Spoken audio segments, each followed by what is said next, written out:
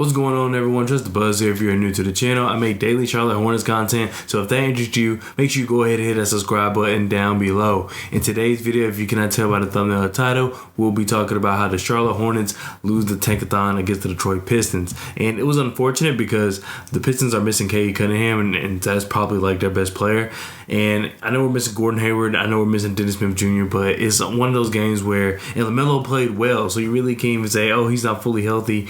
It's just one of those games where it is what it is and that we lost. There's really no explanation. Like most of the games this season, we can say we didn't have our guys, but we got our best player back and we still fell short. And a lot of that had to deal with him fouling out. His defense wasn't that good. In fact, anyone's defense wasn't that good. It wasn't just LaMelo Ball that was struggling on defense. And I don't know if y'all saw the Steve Clifford in-game presser, but he let the media know for sure that the Charlotte Hornets don't care about defense, and that it was intimate in this game today.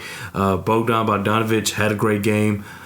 Killian Hayes had a great game, and it just seemed like whatever the Hornets could do, they just could not stop them. A lot of it is their closeouts are kind of like they let the guy catch the ball. There's not a lot of ball denying. I think they should do a better job at that because there's so many times where somebody's able just to get open. No, they're not being denied the ball, and boom, shot. Bojan Bogdanovic is a very good example of that. There was a lot of times in this game where he was just able to catch the ball off of a screen, and no one was able to deny him the ball, and he's able to get into his pocket and score. Alec Burks did a lot of that too. So it's just, I don't know. The defense, there's no on-ball defense. There's no off-ball defense. I don't know what's going on. Like I said, it's just effort. A lot of that's effort-based. And Steve Clifford said that this team is not giving effort. All they care about is scoring, and they try to beat everybody by just scoring. And he was like, you can only do that if you have 5 All-Stars. He's like, we don't have that level. We don't have that kind of talent here. So he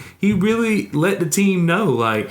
And this is stuff that we've all been saying. I mean, of course, you can tell he's been thinking it just by how he was able to spew out that information so fast during the presser.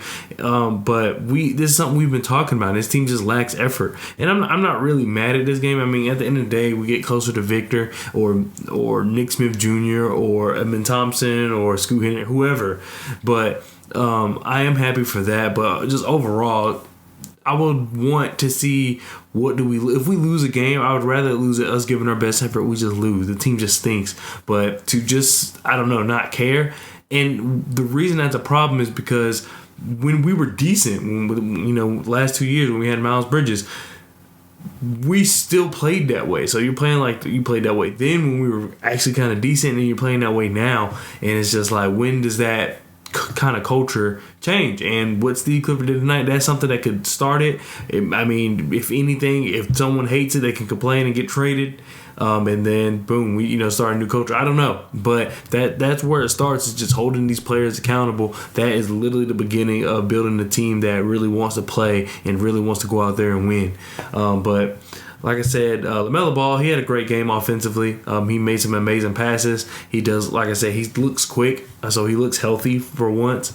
I feel like he's definitely a lot more healthier this time than he was last time he returned. Kelly Oubre had a pretty decent game. Terry Rozier, that was frustrating because if you watched overtime, Terry Rozier took every shot, and it wasn't like he was open every time. He kind of really forced himself open. I mean, and you had guys like Kelly Oubre, Jalen McDaniels out there. PJ Washington, I know he didn't play that well tonight, but still, it's not like you have nobody out there to help you, and that's kind of how he was playing. And I don't know if that was by design. I don't know. I mean, a lot of the plays looked like they were ran for Terry Rozier, but if you're trying to win and your defense is lacking, you can't have an unoriginal offense. I don't really think they could turn it around as far as like the defense. That literally has been the effort we've seen from them for as long as I can remember.